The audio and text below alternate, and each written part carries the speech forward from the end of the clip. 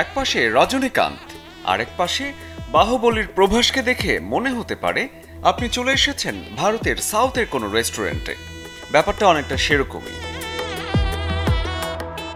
দক্ষিণ ভারতের খাবার আর খাবারের কারিগর এখন ঢাকায়, কারণ রাজধানীর গুলশানে হোটেল রেনেসেন্সে বসেছে দক্ষিণ ভারতের খাবারের মেলা, সাউথ ইন্ডিয়ান ফুড ফেস্টিভ্যাল। নারকেল পাতা আর রান্নায় নারকেল স্বাদের ছোঁয়া দুয়ে মিলে ভোজন রসিকদের জন্য উপভোগ্য এক আয়োজন। জিভে জল আসা খাবারের পাশাপাশি দক্ষিণের খাবারের পরিবেশনা দেখেও মন জুড়াবে। ১৫০টিরও বেশি আইটেম দিয়ে সাজানো এই ফুড ফেস্টিভ্যালে ফুটে উঠেছে ভারতীয় সংস্কৃতির ছোঁয়া। তামিলনাড়ু আর কেরালার বিখ্যাত ইডলি সাম্বার, দোসা, উপমা, মেদু বড়া, তাপ্পাম, ফিশ মোয়েলি, কেরালার প্রন কারি, কার্ড রাইস, রাসাম, কি নেই মেনুতে। এই ফুডগুলো করার জন্য আমরা ইন্ডিয়া থেকে একজন স্পেশালিস্ট এসেছে আমাদের এখানে।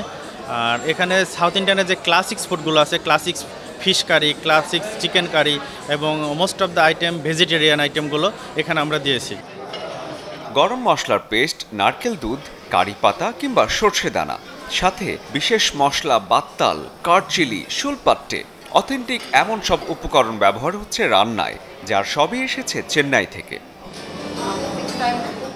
মশলা আর রান্নার সিক্রেট নিয়ে ভারতীয় রান্নার সুখ্যাতি বিশ্বজুড়ে।